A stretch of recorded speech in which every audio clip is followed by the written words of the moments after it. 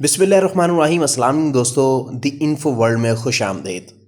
नाज़रीन कराम, रोटी, कपड़ा और मकान इंसान की बुनियादी ज़रूरतें हैं और इन तीनों ज़रूरतों को बगैर ज़िंदगी गुजारना महाल समझा जाता है।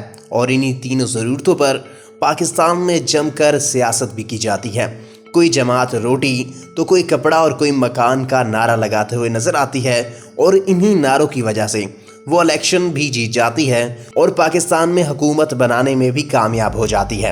लेकिन नाज़रीन कराम, पाकिस्तानी अवाम में ज़्यादातर अफराद रोटी और कपड़े की बजाय मकान को तरजीह देते हैं और बहुत से लोगों का तो ख्याल ये है कि अपनी छत के नीचे चाहे आप भूखे सोएं या फिर खा पी कर सोएं, आप इज्जत से सोते हैं। और ये सोच सिर्फ पाकिस्तानियों की नहीं है बल्कि दूसरे ममालिक में भी कुछ इस किस्म की ही सोच पाई जाती है।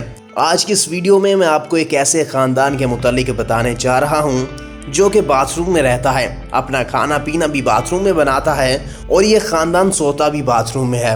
यकीनन ये बात आपके लिए बहुत हैरत का बाइस होगी, लेकिन ये हकीकत है।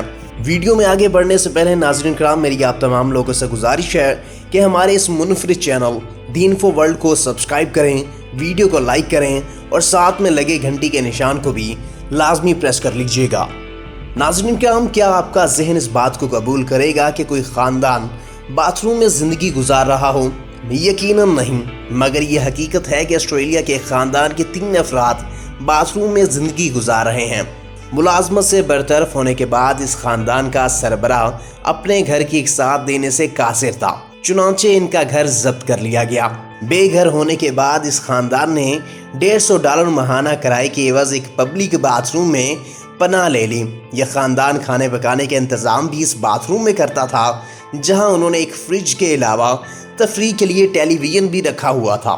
इस ख़ानदान का कहना है कि रात के वक्त शराब के नशे में धुत लोग बाथरूम का दरवाज़ा खटखटाते हैं, जिससे इन्हें काफ़ी उलझन का भी सामना करना पड़ता है, मगर इन्हें यह तसल्ली थी कि कम से कम इनके सर पर छत तो मौजूद है। नाज़रीन कराम, गुर्बत इंसान से बहुत कुछ करवा देती है। मैं तो इस वीडियो का इख्तिताम इसी दुआ से करूँगा कि अल्लाह ताला किसी को गरीब पैदा ना करे, और अगर किसी को गरीब पैदा कर भी दिया है तो हर किसी को इतना माल ज़रूर दे दे कि वो अपनी ज़िंदगी आराम और सुकून के साथ गुजार सके। आई होप आपको ये मेरी वीडियो काफ़ी अच्छी लगी होगी। अगर आपको ये मेरी वीडियो अच्छी लगी है तो वीडियो को लाइक करें और दोस्तों के साथ भी ज़रूर शेयर कीजिएगा। अब आपसे मुलाकात होगी इंशाअल्लाह ताला अगली वीडियो में। तब तक अपना ढेर सारा ख्याल रखिएगा और हमें अपनी दुआओं में याद करिएगा। अल्लाह निगहबान।